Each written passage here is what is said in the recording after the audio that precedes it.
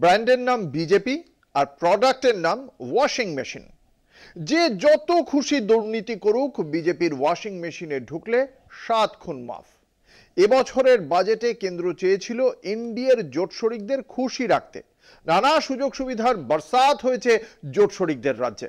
অন্যদিকে বাংলার ভাগ্যে লবডঙ্কা, কেননা এখানে নাকি খুব দুর্নীতি হয়।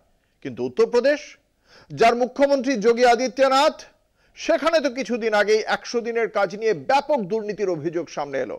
এরপরও উত্তরপ্রদেশ কেন্দ্রীয় করের 50% দাবি করেছে। পেয়েও যাবে মনে হয়, ছাঁটকাট করার জন্য তো পশ্চিমবঙ্গ আছেই।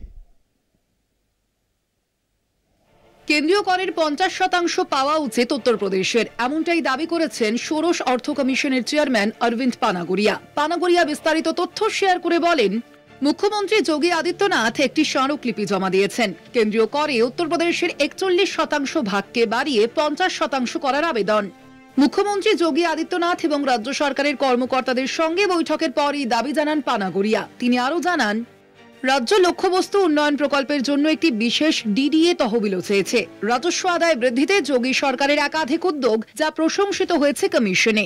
রাজস্ব আদায় বাড়িয়েছে এবং রাজকোষ ঘাটতি কমিয়েছে যোগী আদিত্যনাথের সরকার। দাবি পানাগড়িয়ার। 2026-এর বিধানসভা নির্বাচনের আগে গত 12 ফেব্রুয়ারি শেষ পূর্ণাঙ্গ বাজেট পেশ করেছে তৃণমূল সরকার। বাজেটে রাজস্ব ঘাটতি মেটানো ছিল রাজ্য সরকারের অন্যতম লক্ষ্য। মুখ্যমন্ত্রীর দেওয়া তথ্য অনুযায়ী 2024 থেকে 25 অর্থবর্ষে 80,000 কোটি টাকা শোধ করেছে রাজ্য। অমিত মিত্রের দেওয়া তথ্য অনুযায়ী কেন্দ্রের রাজস্ব ঘাটতি যেখানে 4.4%, সেখানে রাজ্যের ঘাটতি মাত্র 3.6। তবুও কেন্দ্রীয় বাজেটে বাংলার ঝুলিতে কিছুই আসে না। কেন্দ্রীয় বঞ্চনা নিয়ে বরাবর সরব রাজ্য শাসক দল। 100 দিনের দুর্নীতি থেকে বিভিন্ন প্রকল্পে দুর্নীতির অভিযোগ এনে বাংলার বঞ্চনাতে নজরই দেয় না মোদী সরকার। অথচ কিছুদিন আগেই ডাবল ইঞ্জিন রাজ্য যোগী আদিত্যনাথের উত্তরপ্রদেশে 100 দিনের কাজে ভুয়ো জব কার্ড বানিয়ে ব্যাপক দুর্নীতির অভিযোগ ওঠে। তবুও যোগী রাজ্য নিয়ে কেন্দ্রের মাতামাতি, বরাদ্দ এতটুকুও কমে না। পাশাপাশি দুর্নীতির অভিযোগ থাকলেও বাংলার মতো দুর্নীতির তদন্তে যোগী রাজ্যে কোনো দল পৌঁছয় না। কেন্দ্রের বাজেট যে বাংলা বিরোধী, তা নিয়ে সংসদেও সুর চড়িয়েছিলেন অভিষেক বন্দ্যোপাধ্যায়। তবে কেন্দ্রীয় সরকারের কাছে সেই বিরোধিতার কোনো মূল্যই নেই।